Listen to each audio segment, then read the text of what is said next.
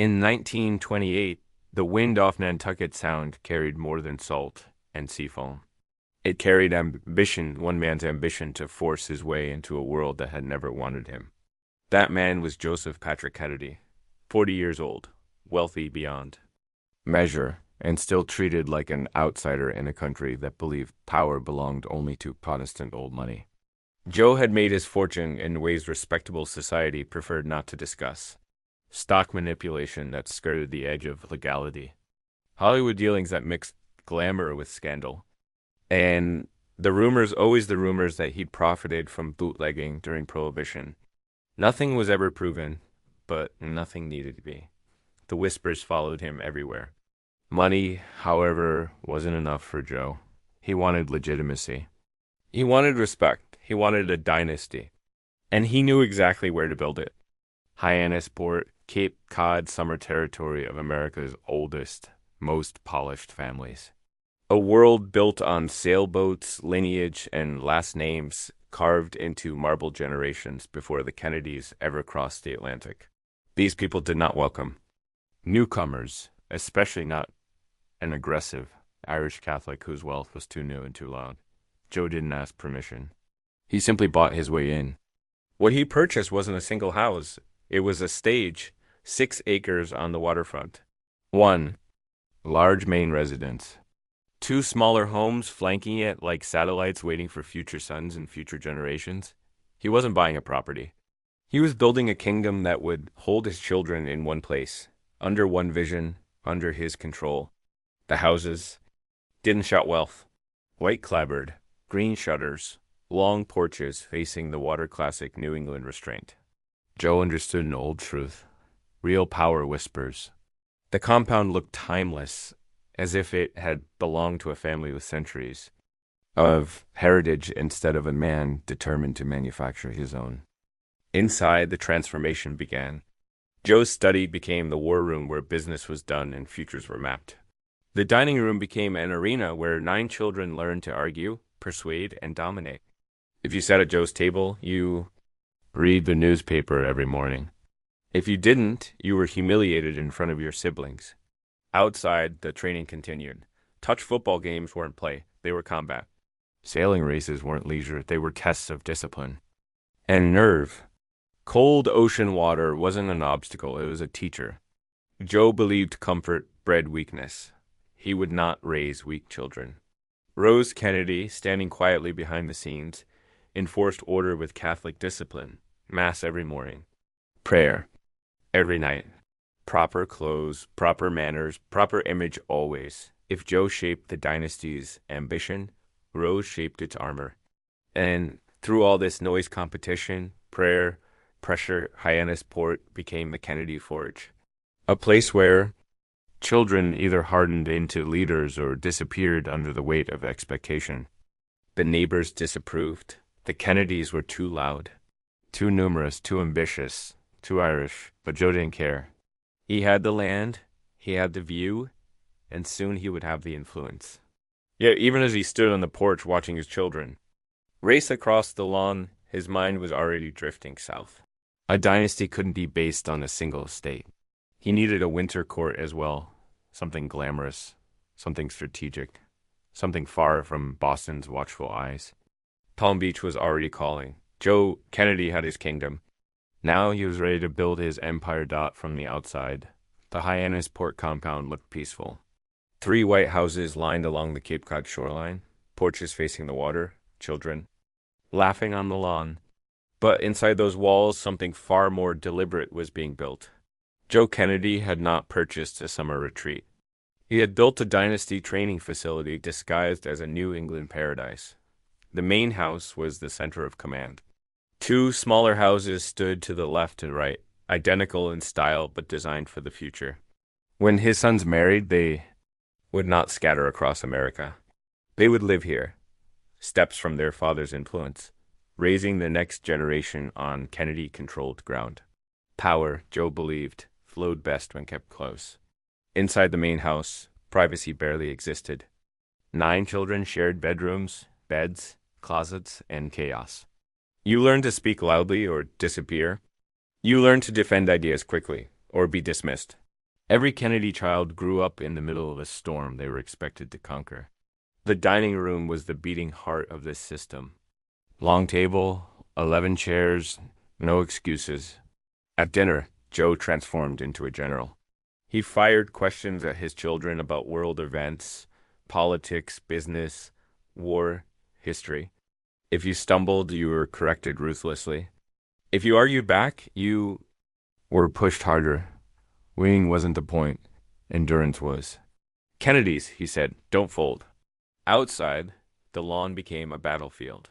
Touch football games were legendary fast, brutal, unforgiving. Joe Jr., the eldest, dominated with size and confidence. John, smaller and often sick, learned to compensate with intelligence and grit. Every hit, every sprint, every tackle was shaping them into men who believed pressure was oxygen. At the dock, the lessons continued. Sailing was not recreation. It was strategy, it was balance. It was learning to fight the wind and win. Each race mattered. Joe watched from the porch, memorizing which child pushed through fear and which child hesitated. He wanted athletes, fighters, leaders, children who could survive storms, both literal and political. Rose Kennedy enforced a different kind of discipline. While Joe shaped ambition, Rose shaped appearances. Daily Mass at St. Francis Xavier, rosaries before bed. Strict standards for clothes, speech, posture.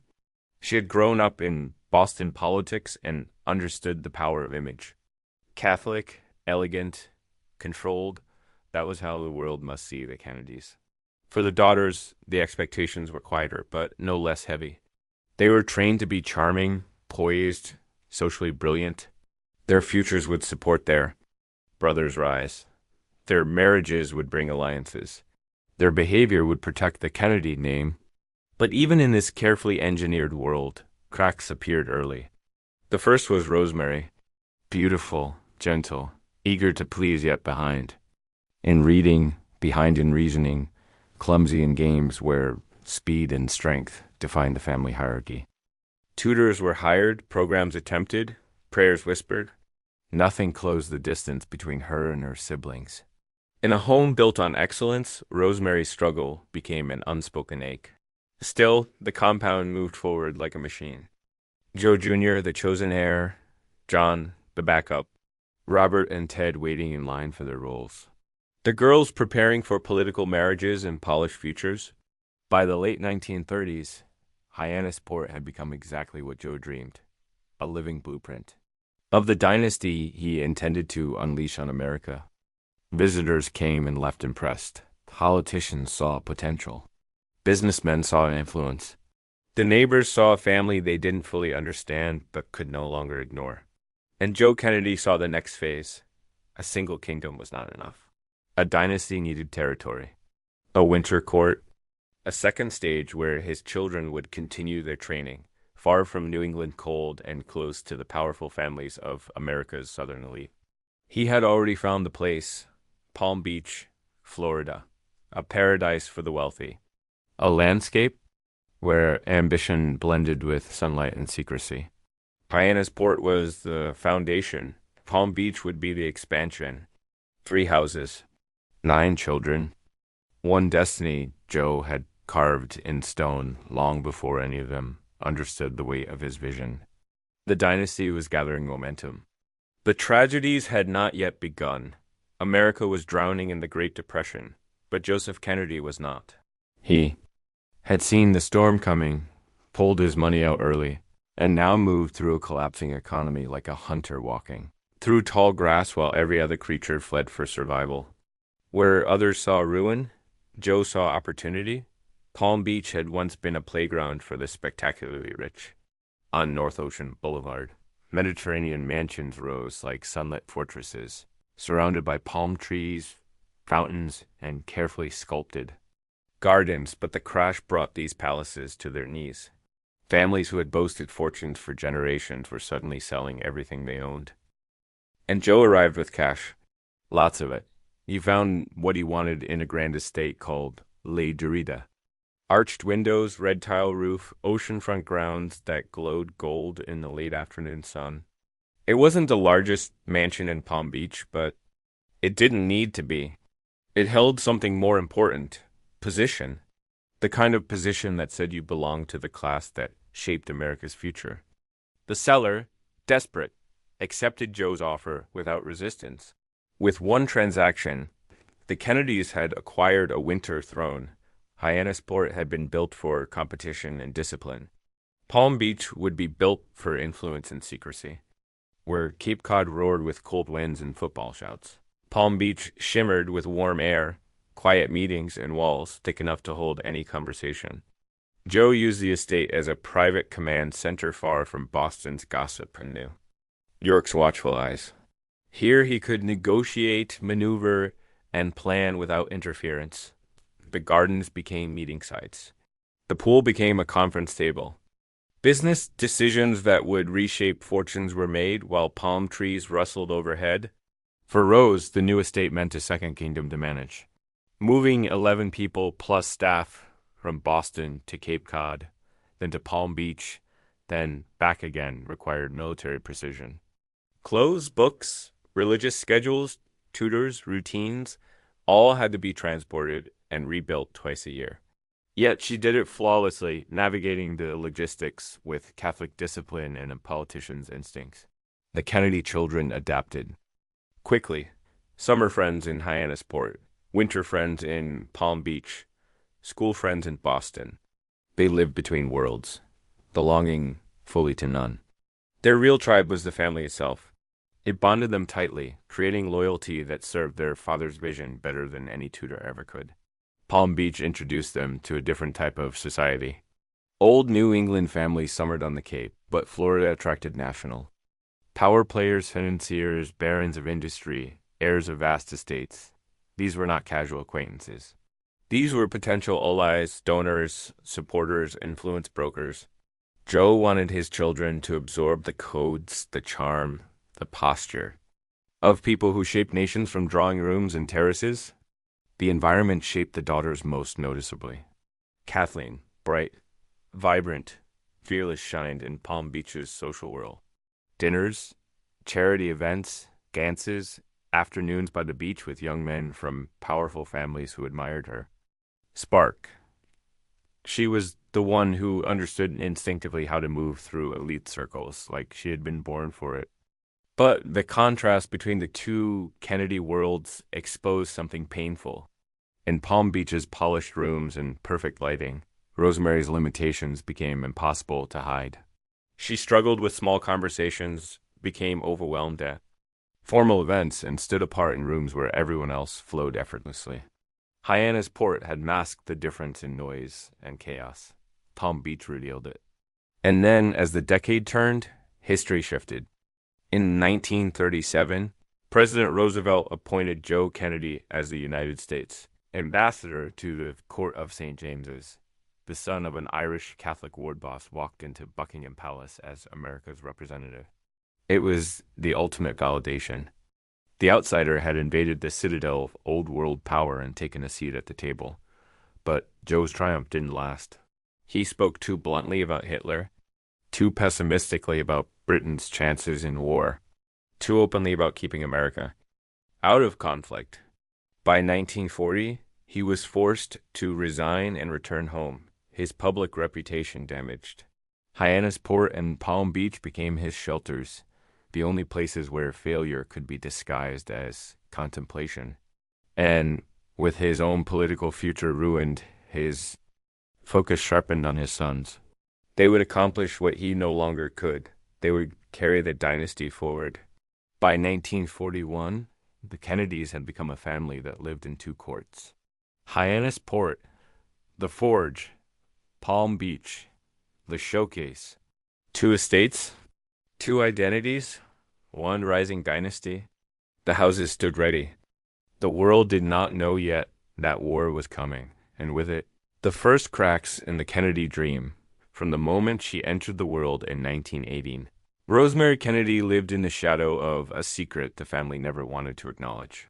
For the first few years, she blended into the photograph, smiling beside her siblings, dressed like a doll, part of the Kennedy chorus. But as time moved forward, a quiet distance began to form, one small step at a time, until it separated her from the rest of the family completely. Her birth had been troubled. The doctor was delayed. A nurse reportedly held the baby back, trying to wait for proper supervision. Oxygen may have been deprived, the damage invisible but real. No one documented then. No one understood exactly what happened. What mattered was what came after. While the other Kennedy children spoke quickly, read quickly, moved confidently, Rosemary struggled. Her reading lagged, her coordination faltered. Her thoughts arrived slowly in a family where speed was a weapon. At Hyannis Port, where strength and sharpness were currency, Rosemary was always one step out of rhythm. While her brothers argued politics across the dinner table, she stayed quiet, trying to understand the rapid-fire exchanges. While her sisters glided through social events, Rosemary needed guidance for even simple interactions. She tried, but effort alone couldn't bridge the widening gap. Joe and Rose refused to accept that their daughter might never catch up. Tutors were hired. Special schools were attempted. New programs promised miracles. But the truth persisted. Rosemary had an intellectual disability that no amount of hard work or money could erase. In a family built on competition and achievement, this difference wasn't just personal, it was destabilizing. Joe Kennedy's dream depended on perfect children, polished and powerful, each one an instrument of his ambition. Rosemary didn't. Get the story he was constructing? Her struggle became a problem to solve, not a daughter to protect. As she grew older, the situation grew more complicated. Rosemary became a beautiful young woman, graceful when she danced, sweet in conversation. Drawn to social life, she attended parties, she enjoyed the attention of young men, but she lacked the judgment to navigate the world safely. Joe feared she might be taken advantage of. He feared scandal. He feared she might make choices that would reflect poorly on the family. There were also whispers within the household that Rosemary had developed mood swings, episodes of anxiety, anger, or disorientation. Whether these accounts were true, exaggerated, or misunderstood, they fed Joe's growing desperation. Then came the idea he never should have considered. A new medical procedure was being promoted as a solution for everything from depression to intellectual disability. The lobotomy, doctors advocating for it claimed remarkable improvement. They promised calmer behavior, clearer minds. It sounded scientific, progressive, modern. Joe believed it. Or he wanted to believe it. Or he simply needed a way to manage the daughter who didn't fit the dynasty he was building. In November 1941, without giving Rose a full understanding of what was about to happen, Joe arranged for the operation. Rosemary, at 23 years old, was strapped into a surgical chair at George Washington University Hospital. Doctors kept her awake, asking her to recite prayers and nursery rhymes as they cut into her frontal lobe. They waited for the moment her voice began to dissolve into adherence. Then they stopped. The surgery was complete. Her life, as she knew it, was over. When Rosemary woke, she could no longer speak clearly. She could no longer walk without assistance. She could no longer control basic functions. Her mind had been reduced to that of a toddler. Joe Kennedy had broken his daughter. Shame and guilt consumed him, but instead of facing his mistake, he hid it. Rosemary was quietly moved to an institution. First in New York, then in 1949. She was transferred to St. Coletta in Wisconsin, a Catholic facility where she would spend the next 6 decades of her life. The family lied. They told friends she was teaching at a school in the Midwest. Even the younger Kennedy children were kept in the dark. They simply stopped seeing their sister. Her bedroom remained at Hyannis Port, untouched and silent, a ghostly reminder of a presence that had been removed. The family gathered at the compound, year after year, but Rosemary's absence was never spoken aloud. In the Kennedy world, obedience to Joe's perfection mattered more than truth. Rose eventually learned the full horror of what had happened. The betrayal devastated her.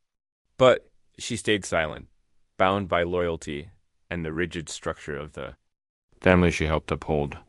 Only decades later, long after the assassinations, long after the empire began to crumble, did the truth emerge. It shocked the public, but for the surviving Kennedy siblings, it reopened a wound that had never healed. Rosemary Kennedy, the third child of America's most visible political family, was erased because she didn't fit the mythology. She lived until 2005, cared for by nuns in Wisconsin, far from the ocean she loved, far from the siblings who adored her before the world demanded perfection. She was the first Kennedy sacrifice to protect the image of the dynasty. She would not be the last. On August 13th, 1944, a Western Union messenger turned up the gravel drive of the Hyannisport compound. The sun was bright, the water calm, the lawn alive with the illusion of a peaceful American summer. But inside the main house, the moment Joseph Kennedy opened the telegram, the entire Kennedy dynasty shifted. His eldest son, the golden child, the heir to everything, Joseph Patrick Kennedy Jr., was dead. World War II had swallowed the Kennedy sons the way it had swallowed millions of young men. After the attack on Pearl Harbor, Joe Jr. enlisted in the Navy as a pilot. John followed, becoming commander of a patrol torpedo boat in the Pacific. Robert trained for his chance to serve. The Kennedy boys had grown up competing on the lawn at Hyannisport. Now they were competing on the world's battlefield. For Joe Sr., the war was also a political stage. He believed military heroism would be the foundation for Joseph Jr.'s public career. War service had helped countless politicians rise. His oldest son would return, decorated, admired, destined for Congress, then Senate, then perhaps the presidency itself. But destiny has its own schedule. John's story came first. In August 1943, PT-109, his boat, was struck and split apart by a Japanese destroyer in the Solomon Islands. 2 crew members were killed instantly. John, injured and weakened by illness, still managed to pull his crew together and guide the survivors through days of brutal endurance.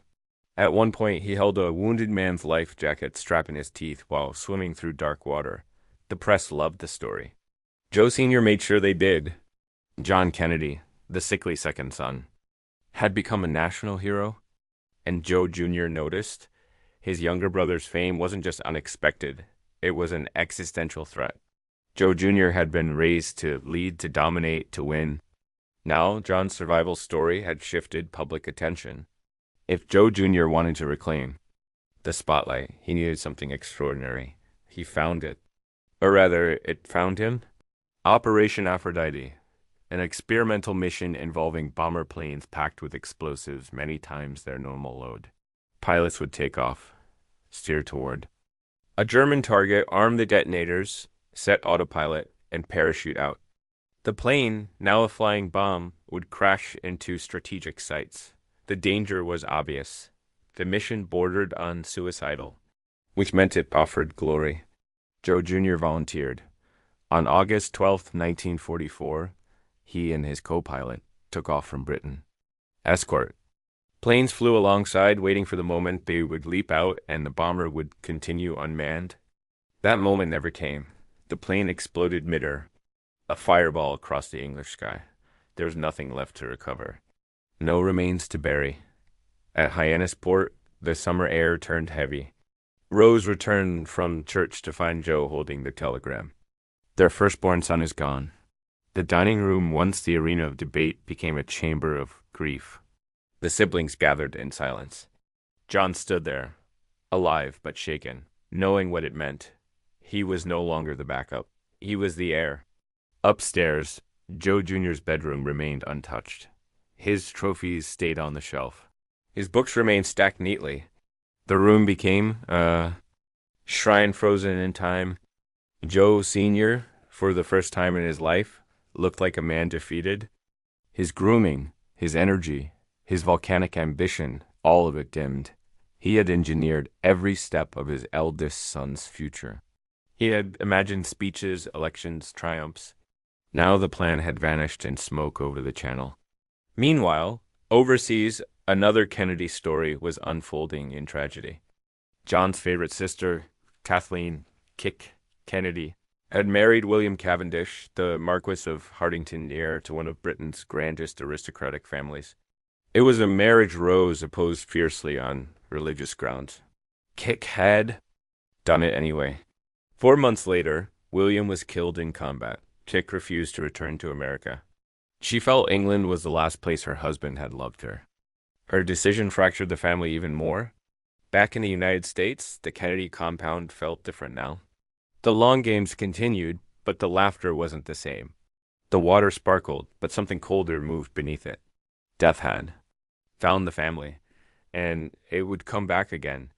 By late 1944, Joe Kennedy's carefully built dynasty was wounded. His heir was dead. His other son was injured from war. His daughter was widowed abroad. His hidden daughter, Rosemary, was slipping further away. The world had always admired the Kennedys for their brightness, their charm, their relentless confidence. But now, at Hyannisport, the first crack had appeared in the myth. War had delivered its first terrible price.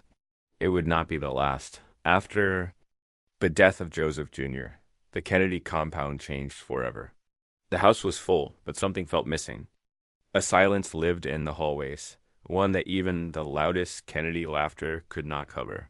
The air was gone. And in that vacuum, destiny shifted its weight onto someone who had never been meant to carry it. John Fitzgerald Kennedy Jack became the new chosen son. Jack had always been the unlikely Kennedy. Thin, sickly, frequently bedridden. A boy who grew up reading books while his brothers played football. A young man whose body betrayed him at every turn. But the war changed him. The PT-109 disaster had forced him into a trial by fire. He had survived when others thought survival impossible. He had shown courage that could not be rehearsed at Hyannisport. And now, with Joe Jr. gone, Jack carried the full weight of Joe Sr.'s dream. The transformation began almost immediately. The father who once saw Jack as the second option now saw him as America's future. Joe Kennedy poured his energy, money, and obsession into reshaping his surviving son into the perfect political weapon. Jack understood the assignment. But he also understood something none of his siblings did. He had nearly died once. Every breath he took from that point forward felt borrowed. That knowledge sharpened him, hardened him, and made him quietly fearless. He returned to Harvard, completed his studies, and wrote his thesis, Why England Slept, a powerful examination of Britain's failure to prepare for war. Joe Sr. ensured it was published, ensured it received attention, ensured it sounded like the work of a rising statesman. When Jack returned to Hyannisport, he wasn't the awkward second son anymore. He walked differently. He spoke differently. His siblings watched him with new eyes, respectful, but aware of the shadow he now cast. Still, the Kennedy household remained a crucible. Robert Bobby had become Jack's unlikely ally. Sensitive, intense, and once considered the least political of the boys, Bobby now stepped into a role he never asked for, Jack's protector, strategist, and conscience. Ted, the youngest, absorbed lessons from a distance, not knowing yet how deeply the family legacy would shape his adulthood. The sisters, Kik, Eunice, Pat, Jean, continued navigating a world that handed them expectations without choices. Their futures served the family's image as much as their own dreams, but beneath all this motion, grief persisted. Joe Sr. never fully recovered from losing his firstborn. Rose masked her sorrow with iron discipline. The children felt the weight of absence at every holiday, every gathering, every summer on the Cape, and while Jack stepped into Joe Jr.'s spotlight, he also stepped into a harsher truth. Joe Kennedy didn't simply want a son in politics. He wanted a Kennedy on the throne of American power. Congress first, Senate next. Then, one day, the White House. Jack was not built like Joe Jr. He didn't have his brother's physical strength or booming confidence. But he had something the Dynasty had never seen before, a quiet magnetism, a wit that disarmed enemies, a courage born not from ambition, but from pain, a charm that felt effortless, not forced. Women adored him. Men trusted him. Crowds leaned toward him before he even opened his mouth. Joe Sr. saw it instantly. Jack wasn't a replacement for Joe Jr. He was something different, something even greater. While planning Jack's rise, Joe Sr. continued expanding the family's influence. Palm Beach for winter, Hyannisport for summer, Boston for political, Roots, Washington for the future. Every location became a stage and every Kennedy became part of the script. Yet, behind the glamour, something darker brewed beneath the surface. Jack's health was deteriorating. His back pain worsened. His internal illnesses intensified. Doctors quietly warned that his life expectancy might be shorter than anyone imagined. Jack kept these secrets hidden from the public, sometimes even from his own family. But he knew the truth. If destiny had chosen him, it was also racing against time, and he would have to outrun it. The Kennedy dynasty, bruised by war but burning with ambition, was rising again. Jack was the new torchbearer, the new hope, the new dream that Joe Kennedy wrapped the family's future around. The next step was political power, and Joe Sr. had already decided the path. Congress was waiting. The transformation was complete. The dynasty had found its new star. The year was 1946, and the Kennedy household no longer felt like a grieving family. It felt like a political factory. Every conversation, every dinner, every strategy meeting centered on one purpose: launching John Fitzgerald Kennedy into public life. The death of Joe Jr. had not ended Joe Sr.'s dream. It had sharpened it. Now, every ounce of his ambition flowed into Jack. Jack, still recovering from war injuries, stepped into this new world with a calm determination that surprised even those closest to him. He was charming, thoughtful, quietly humorous, and almost fragile in appearance. But beneath the frail exterior was a mind wired for complexity, a spirit hardened by survival, and a destiny now too large for him to escape. Joe Sr. began by selecting the battlefield, Massachusetts' 11th congressional district, a region steeped in working-class Irish Catholic roots that would welcome a Kennedy name, a district that could be won with the right charm and the right money. Jack wasn't the natural warrior Joe Jr. had been, but he possessed something far more potent. People liked him instantly. His war story helped. His youth helped. His soft voice and sly grin helped. But more than anything, Jack had a gift. He made strangers feel like old friends. Joe Sr. turned the campaign into a finely tuned operation. Posters, radio ads, newspaper attention, photographs of Jack with veterans, workers, families, children. The full machinery of wealth and influence was behind him. And then came the secret. Weapon the Kennedy women. Rose, elegant and disciplined, hosted teas, luncheons, and small gatherings where Jack's charm could spread through the district like wildfire. She spoke softly but carried an aura of authority that impressed voters. In living rooms and dining halls across Boston, she became Jack's ambassador, telling mothers, aunts, and grandmothers why their vote should belong to her son. The sisters Kick, Eunice, Pat, Young became campaign soldiers. They went door to door. They stuffed envelopes. They made phone calls. They charmed communities that politics usually ignored. Where Jack couldn't be present, a Kennedy sister would appear, luminous and warm, reminding people that this was not just a campaign, it was a family rising together. Even Bobby, still young and searching for his own identity, threw himself into Jack's campaign with an intensity that startled everyone. He became Jack's fiercest defender, organizing volunteers, battling opponents, and learning the mechanics of power one gritty detail at a time. This was the beginning of a partnership that would define American politics. The voters responded. When Jack walked into rooms, eyes lifted. People leaned forward. Crowds gathered around him like metal drawn to a magnet. He wasn't loud, he wasn't forceful, yet he commanded attention effortlessly. He had a way of looking at people steady, curious, amused that made them feel important. His speeches weren't fiery or theatrical. They were thoughtful, calm, hopeful. He didn't thunder promises. He offered vision. He didn't intimidate. He inspired. And Post-war America, weary from grief, wanted hope more than anything. Jack won the election. At 29 years old, he entered Congress. Hyannisport erupted. Palm Beach glowed. Joe Sr. walked with his shoulders straighter. Rose prayed with deeper gratitude. The siblings knew the tide had turned again.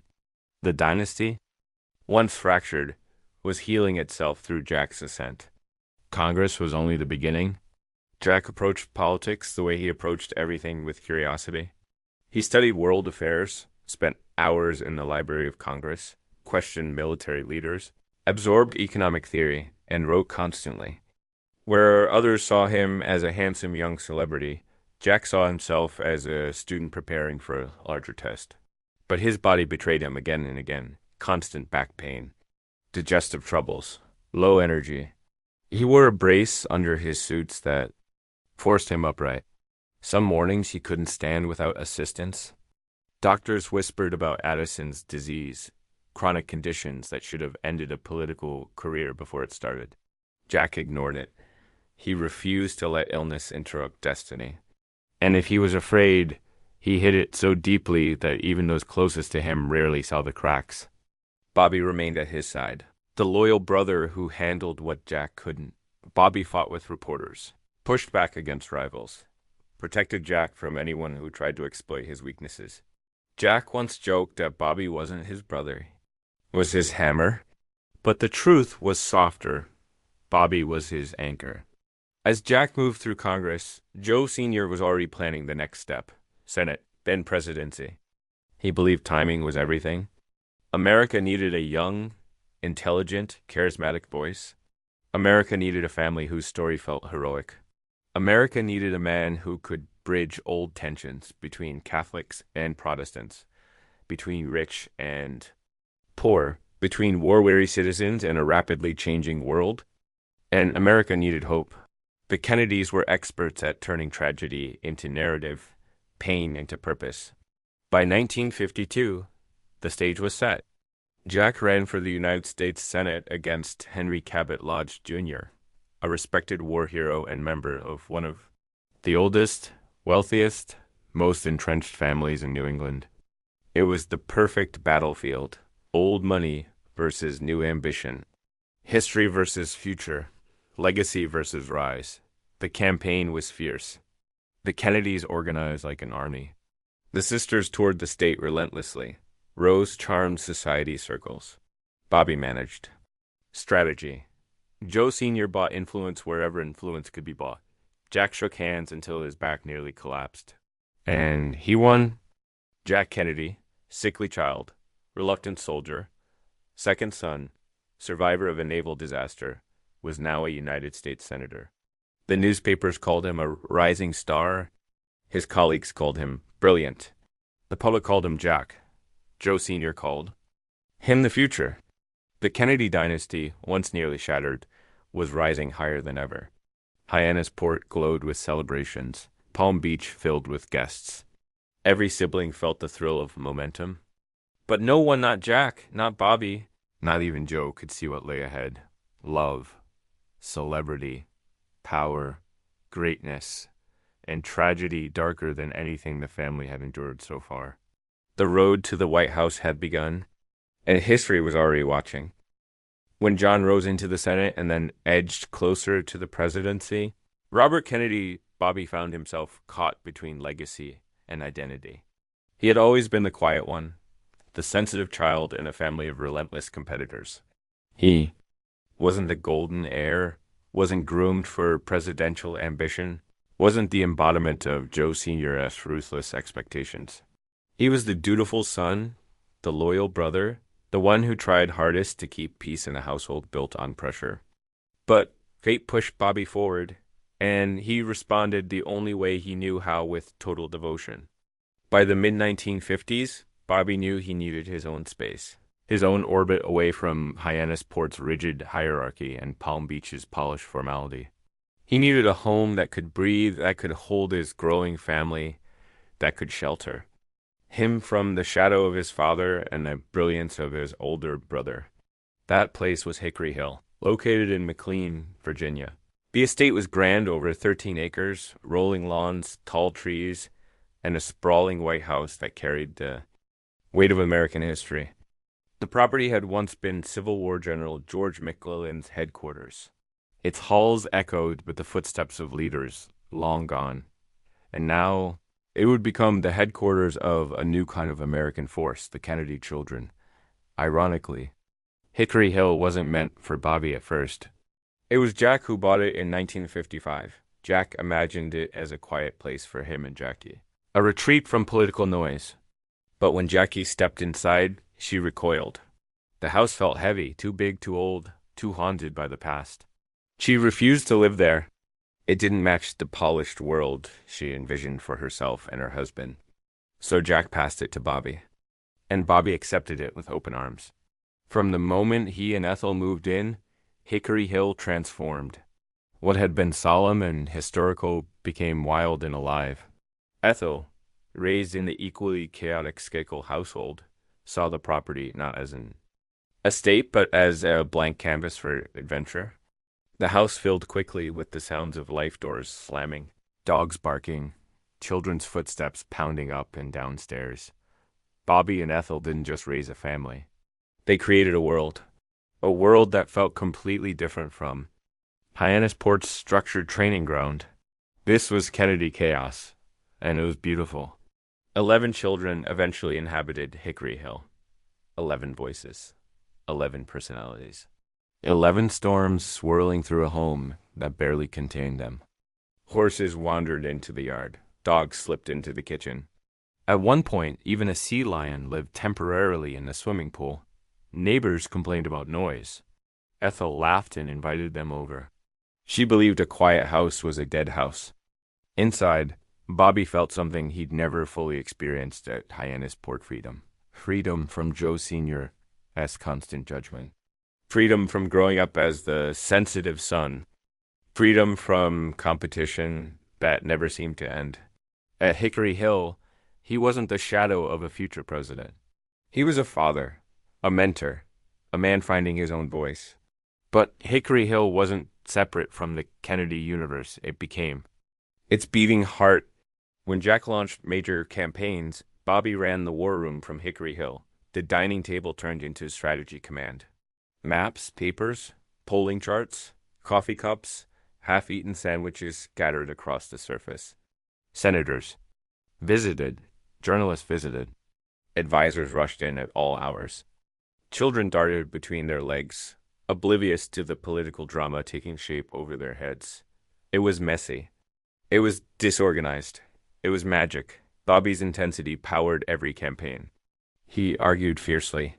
He confronted opponents without hesitation.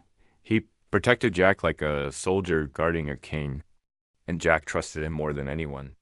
When Jack won the presidency in 1960, Hickory Hill erupted in celebration, fireworks, singing. Half the political staff drunk in the pool. Children running through the hallways wearing makeshift paper crowns. The Kennedys had conquered what Joe Sr. had dreamed of for decades. Jack moved to the White House, but Bobby became Attorney General. From Hickory Hill, he brought the job home with him, literally. Boxes of classifieds stacked beside toys. Urgent phone calls answered while tying a child's shoelaces. High-level meetings held amid barking dogs and flying footballs. His leadership style was unconventional, but effective. Brilliantly effective. Civil rights, organized crime, foreign policy. Bobby handled them all with moral fire. Hickory Hill became the unofficial second Justice Department, buzzing with urgency, purpose, and a kind of raw humanity that Washington often lacked. Ethel was the engine behind the house's energy. She encouraged laughter at dinner. She welcomed guests constantly. She embraced chaos instead of controlling it. In many ways, Hickory Hill healed what Hyannisport had broken. Where Joe Sr. built a dynasty on discipline and pressure, Bobby built one on affection and resilience. Where Joe's house demanded performance, Bobby's house allowed authenticity. Yet beneath the joy, a quiet storm brewed. Because Bobby was not just a father and brother, he was a Kennedy. And being a Kennedy came with inheritance far heavier than land or estates. He was the brother of a president. He was the child of a patriarch whose expectations were carved into bone. He was a man who understood more than anyone that greatness and danger were intertwined. And as he worked, laughed, raised his children, and navigated the political world from Hickory Hill's vibrant halls, the shadow of tragedy drew closer. Bobby didn't see it fully, not yet, but he felt it. A prickle in moments of silence, a sense of vulnerability in crowds, a dread that rose like a tide whenever he thought of Jack's safety. Hickory Hill was a sanctuary, but even sanctuaries cannot stop fate. For now, the house glowed with life. Dogs leapt into the pool. Children shouted across the yard. Ethel called everyone in for dinner, and Bobby, tired, committed, hopeful, stood on the lawn watching his family, believing just for a moment that he had built a world strong enough to withstand anything. But time was already moving forward, toward Dallas, toward heartbreak, toward a moment that would shatter not just a family but a nation. Hickory Hill, so full of joy and motion, would soon know grief so deep it would silence even its loudest rooms. But tonight the lights were bright, the laughter was real, and the last peaceful chapter of the Kennedy world was unfolding, unaware of the darkness approaching. The summer of 1963 began like a beautiful lie. Hyannisport glittered under warm sun, sailboats rocked on the blue water, and reporters crowded the roads hoping to catch a glimpse of America's royal family at play. The Kennedys looked invincible, powerful, young, full of promise. No one imagined that this would be the last summer the family would spend together anything resembling peace. This was Camelot at its highest point, moments before it fell forever. Jack's burden beneath the smile. President John F. Kennedy woke each morning to the sound of waves and the murmur of Secret Service radios. From the outside, he looked like the ideal leader, handsome, athletic, confident, but inside, he was fighting a private war. His back throbbed with pain every hour. His stomach illness flared unexpectedly. His energy ran thin from long nights of briefings and crises. Yet he stepped into the sun each day with a smile, waving to neighbors, lifting his children, sailing across Nantucket Sound as if he carried no fear, no pain, no exhaustion. The cameras adored him. America adored him. And in these final months, even his enemies began to admire him. But only Bobby, watching him closely, saw the weight he carried. Jackie at the edge of the stage. Jackie arrived later in the summer with Carolyn and John Jr. She looked radiant in photographs. But behind the smiles lay a quiet fragility. She had already endured a miscarriage, a stillbirth, pressure from the public eye, and the constant loneliness of being married to a man the world believed it owned. The compound suffocated her. Reporters followed her every step. Photographers hid behind bushes. Family chaos left her no space to breathe. But she played her role to perfection. She dressed beautifully, smiled graciously, and tried to give her children a sense of normalcy, even as she felt it slipping away. Jack and Jackie's marriage was complicated, but this summer something softened between them.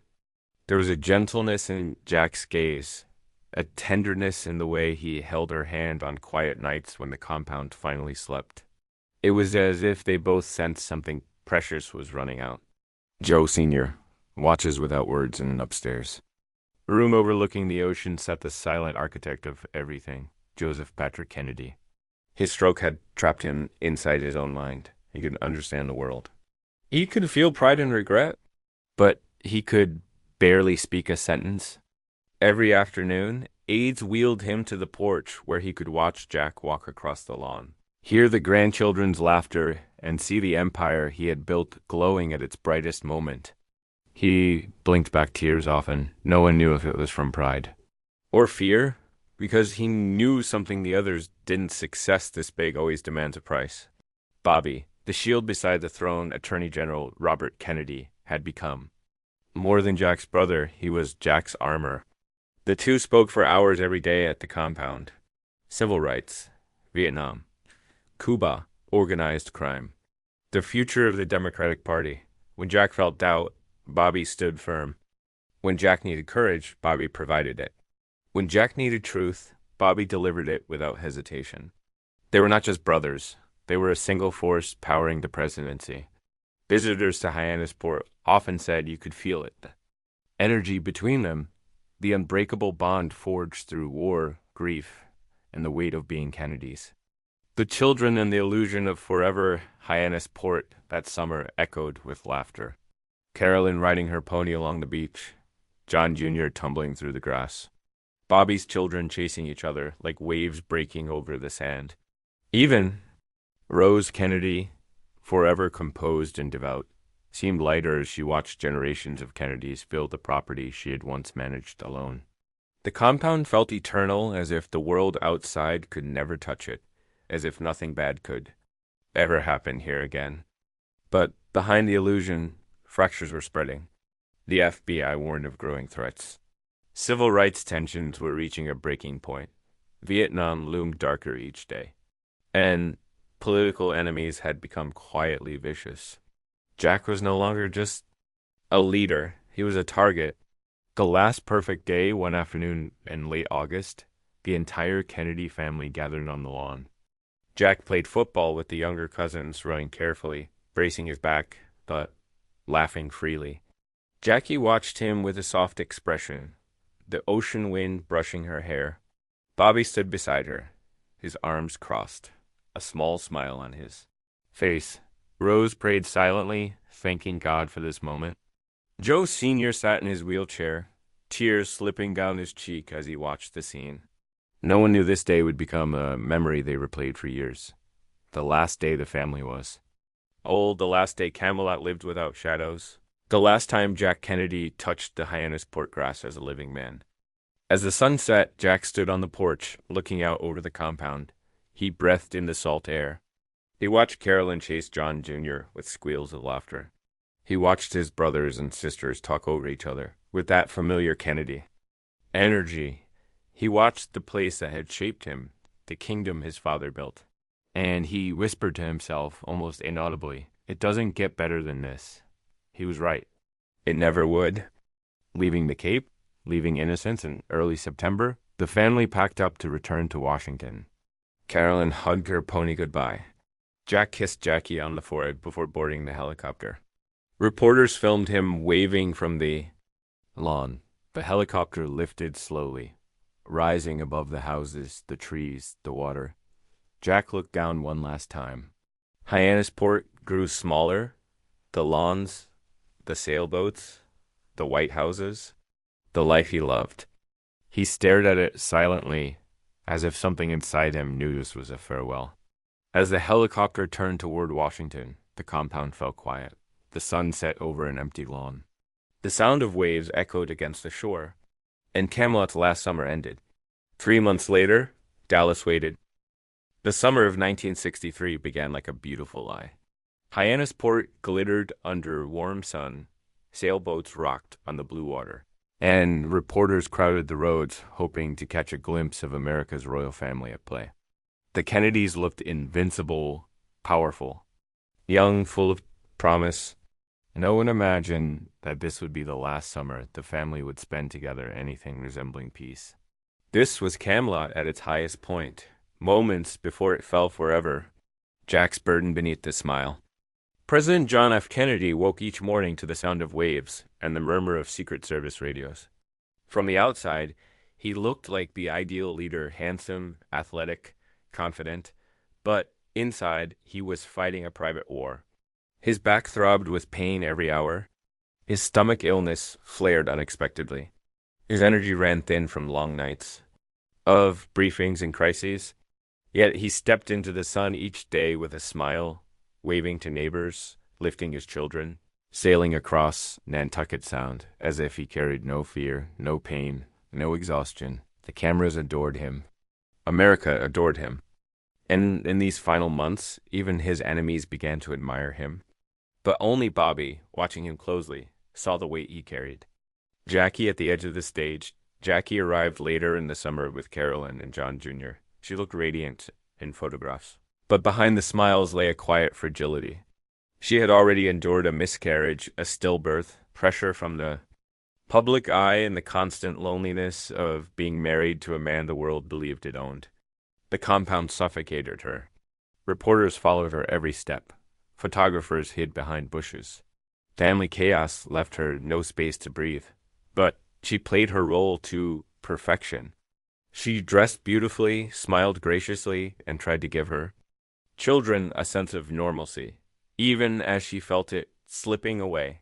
Jack and Jackie's marriage was complicated, but this summer something softened between them.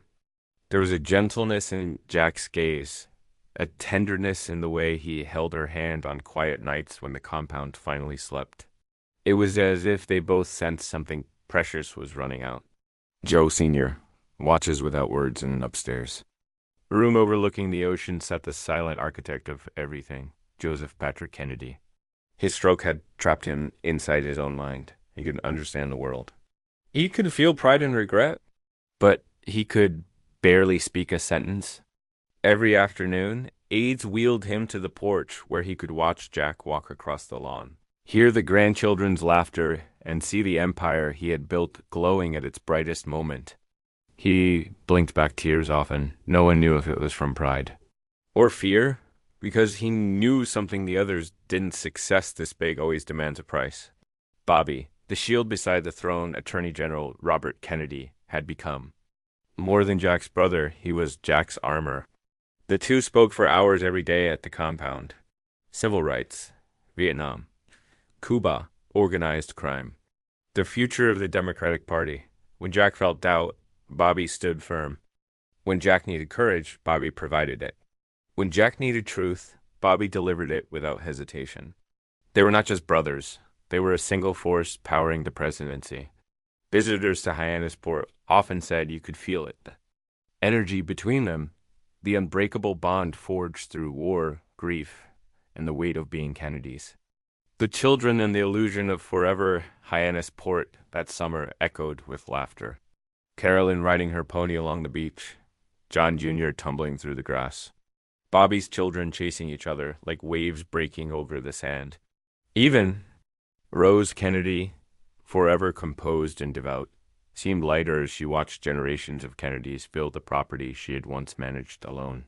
The compound felt eternal, as if the world outside could never touch it, as if nothing bad could ever happen here again.